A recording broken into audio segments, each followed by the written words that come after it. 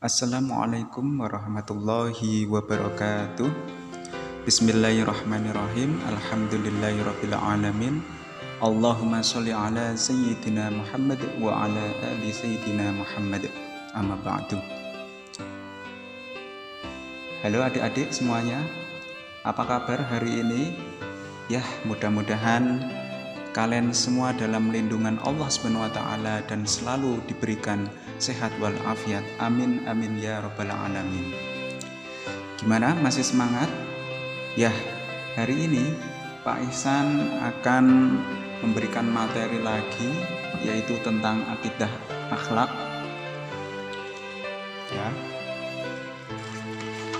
Akidah akhlak yaitu tentang adab berpakaian, adab makan atau minum, dan adab bersin.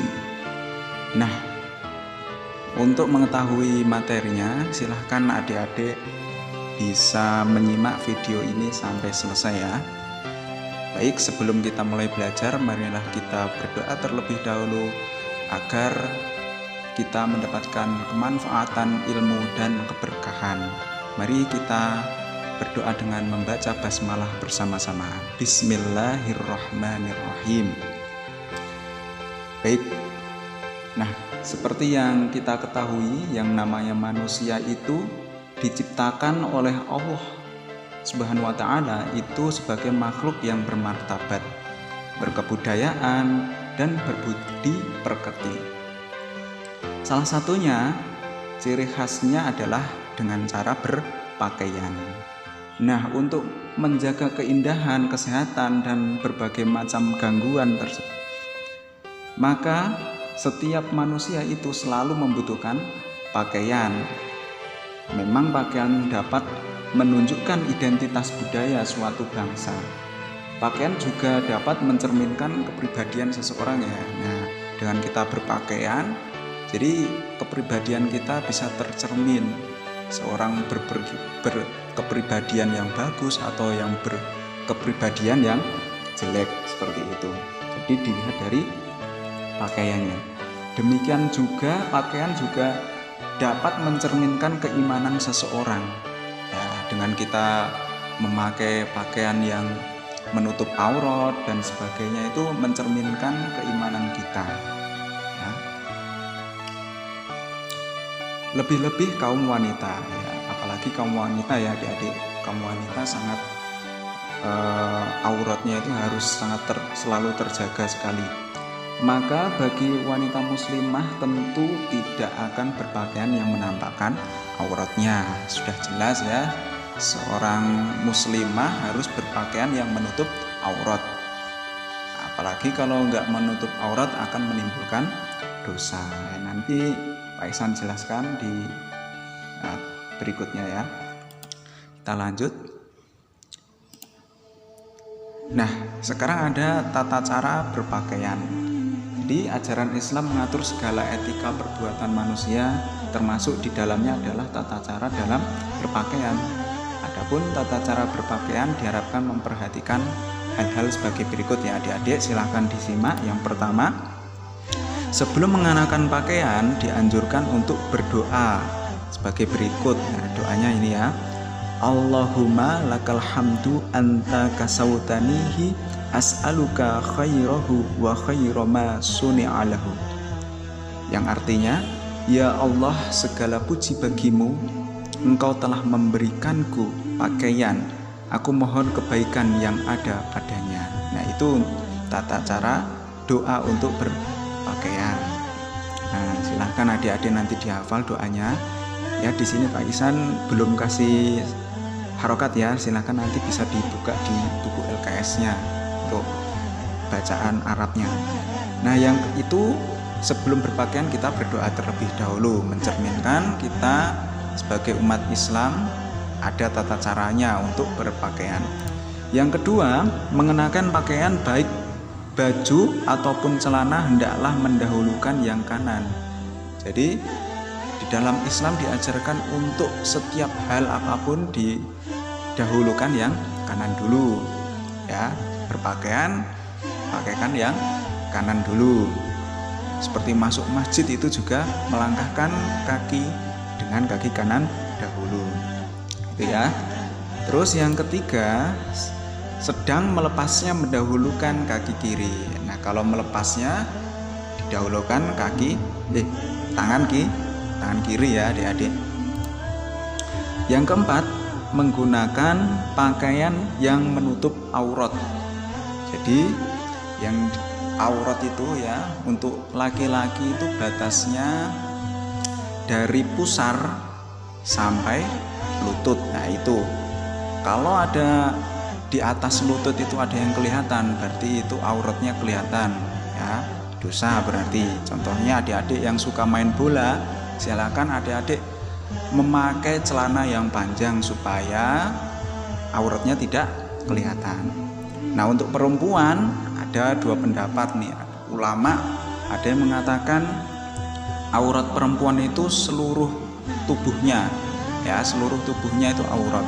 Dan ada pendapat yang kedua itu adalah kecuali wajah dan telapak tangan. Nah itu ya, silahkan adik-adik yang perempuan bisa memakai pakaian yang menutup aurat, yaitu pakaian yang menutupi anggota seluruh tubuh kecuali muka dan telapak tangan. Nah seperti itu ya. Lalu haram menggunakan pakaian yang terlalu ketat sehingga membentuk badan. Nah khususnya ini bagi perempuan ya, bagi perempuan sangat sekali rentan ya hal-hal yang ya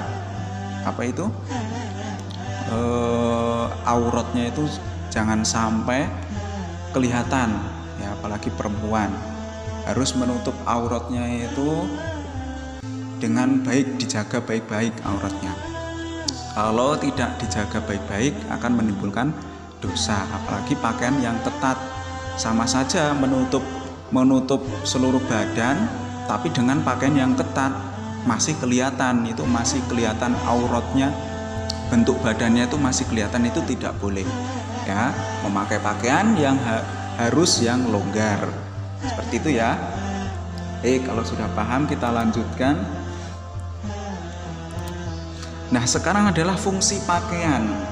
Jadi fungsi pakaian yang kita kenakan ini setiap hari itu mempunyai banyak fungsi diantaranya adik-adik ya. Ternyata banyak fungsi. Fungsi yang pertama apa? Pakaian berfungsi sebagai penutup aurat ya. Pakaian berfungsi sebagai penutup aurat. Nah itu yang tadi udah Bapak jelaskan tadi ya di atas. Auratnya perempuan dan auratnya laki-laki itu seperti apa yang wajib harus ditutupi. Itu ya. Yang kedua, pakaian berfungsi sebagai penghias diri, menambah keindahan ya. Beda ya.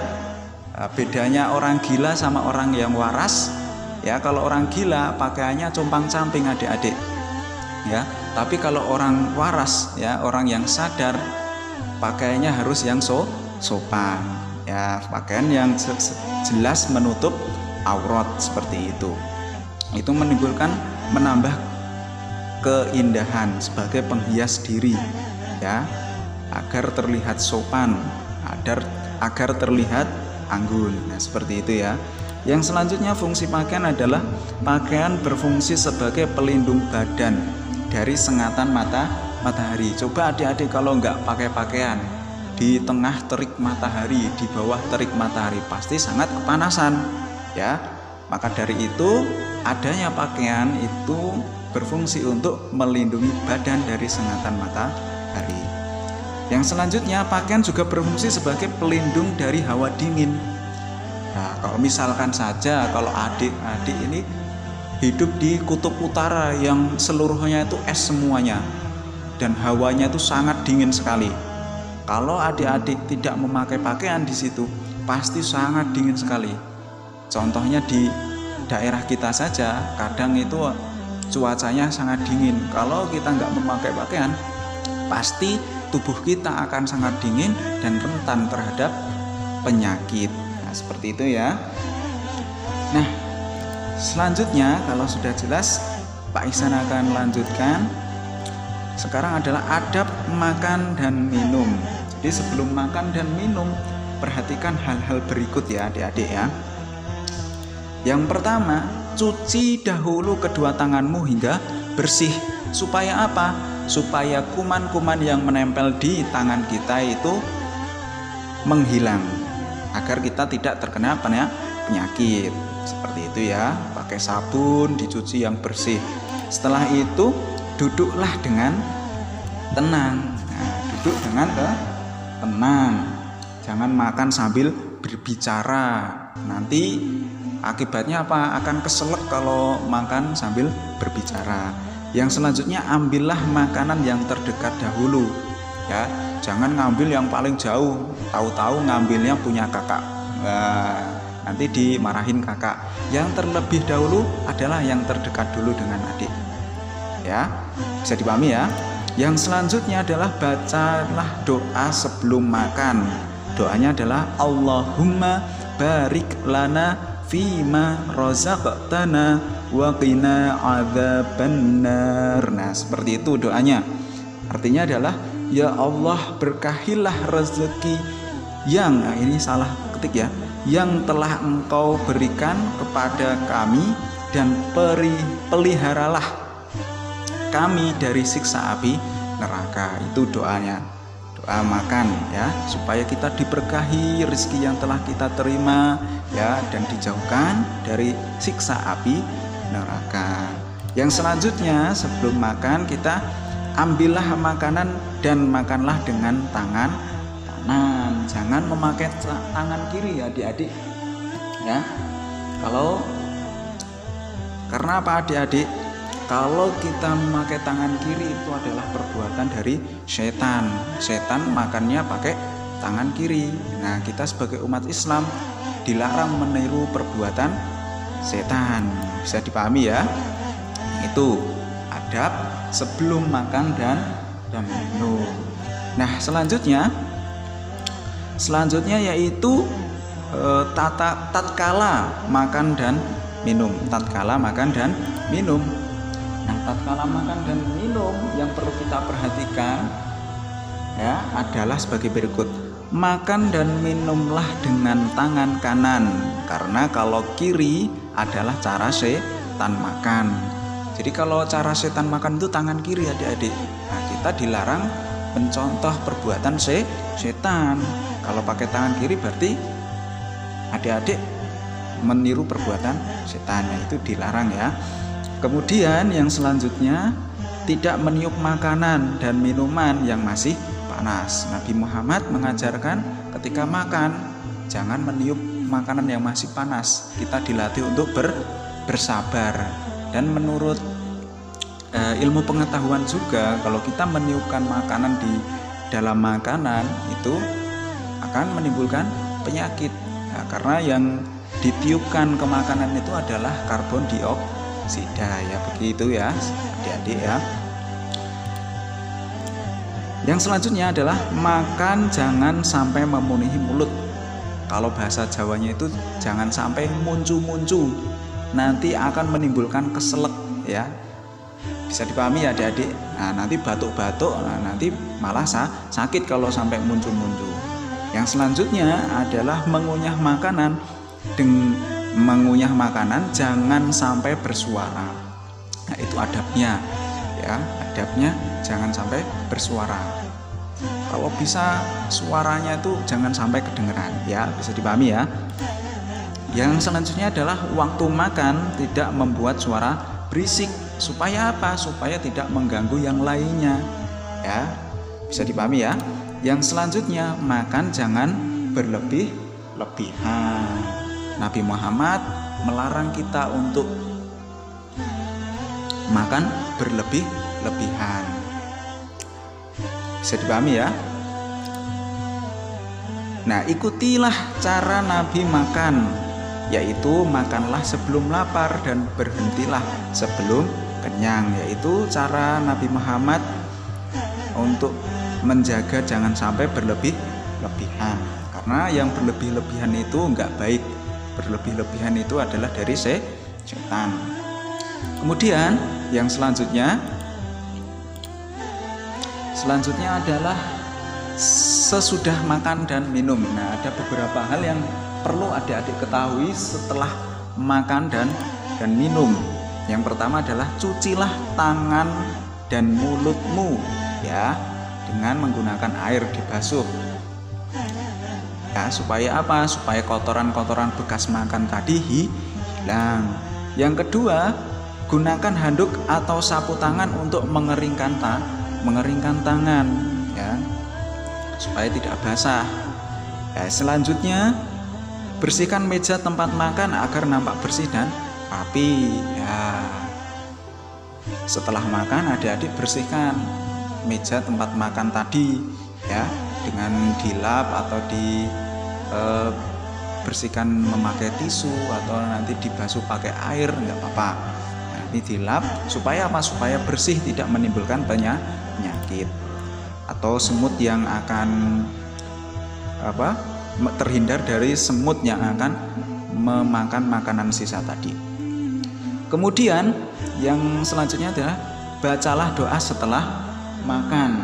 Doa setelah makan yaitu berikut ini: Alhamdulillahilladzi at'amana wa saqana wa ja'alana minal muslimin.